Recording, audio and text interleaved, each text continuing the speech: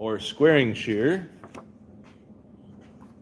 And we've got a few things to go over here. So first things first, we're going to get a piece of sheet metal. We're using 24 gauge sheet metal, and we're going to make a mark 1 inch from the edge. So let's get a piece, and I'll grab my marker.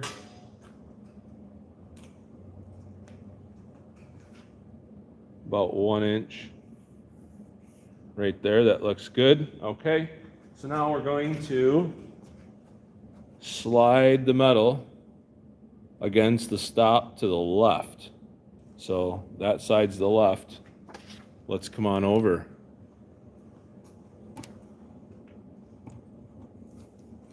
This is the stop I was talking about right there. So we're against the stop on the left.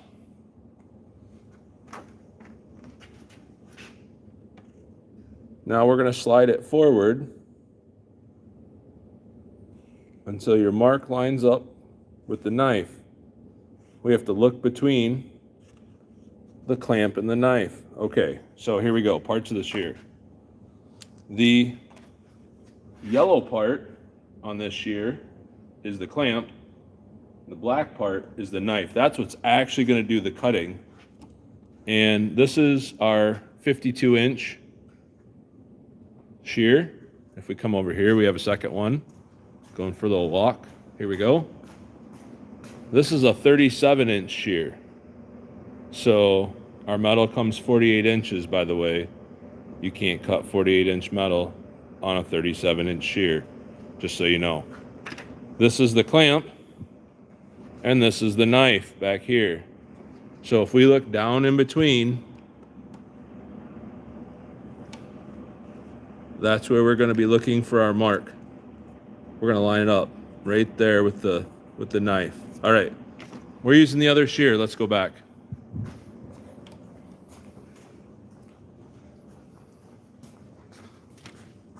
So down in here, I'm going to look for my mark right against the shear there. You see? Down in there? There it is, right there. That's where I want to see my mark. Okay. So once you get that lined up, you're going to look for your mark in there. Hold the metal in place with one finger. I just put my fingers on it like that. Make sure they're behind the yellow clamp. That's a bad day. Don't do that. Make sure everybody else is clear of the machine. Oh, you're going to see this move over here. Let's see, we're over here. A lot of things moving, and I'm going to apply my body weight to that pedal right there to make this thing cut. All right? So here we go.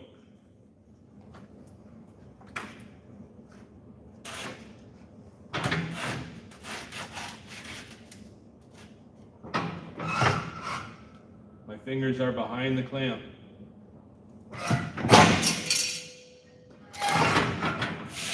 Huh. Look at that. There's my mark. It's gone. All right, so now, if you didn't cut all the way through, it says that you could hold it to the right side. Well,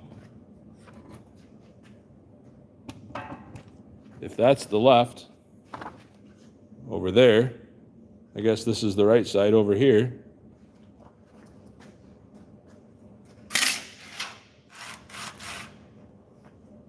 So just remember, when you're holding sheet metal, to get a square cut, that stop and the stop on the left are squares. They're set square to the knife. So your metal needs to be tight. So if you come over like that, that's not going to be a square cut. Or like that, that won't be a square cut either. That will be a square cut. So you got to slide it straight forward. Okay? Well, let's go back to our instructions. What else do we have to talk about over here? Pinch points. Yep, good idea. You don't want your hands resting up here, and you don't want your toes. You don't want your toes underneath the pedal. If somebody's going to hop on it, that's a bad day right there. What else? Did your metal cut cleanly? How could we set up this shear for repetitive cuts? Oh, that's a good idea. You can make a lot of marks. Or you can make one mark, and we've got this fence back here. So you could set this up. But don't use these measurements. They're not very accurate. They don't like to stay lined up. So I do this. I'm going to use my tape measure, my ruler, and I'm going to hold it against the back of the table. Right now this is set to 8 inches. And I would set the other side too. 8 inches. Okay, so I've got this set up for 8-inch pieces. Well, now, as I slide my metal forward,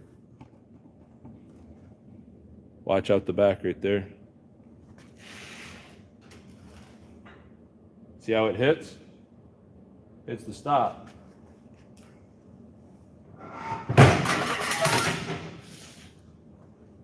And there's my 8-inch piece of metal. So I could just keep sliding forward and cutting whatever size I have the shear set to. All right. Last thing is a bit of technical information here. It says, what is the maximum size?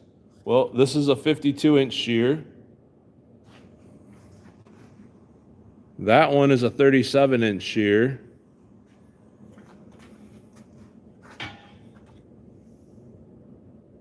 And right there gives you all the other information you need. So check it out. Happy shearing.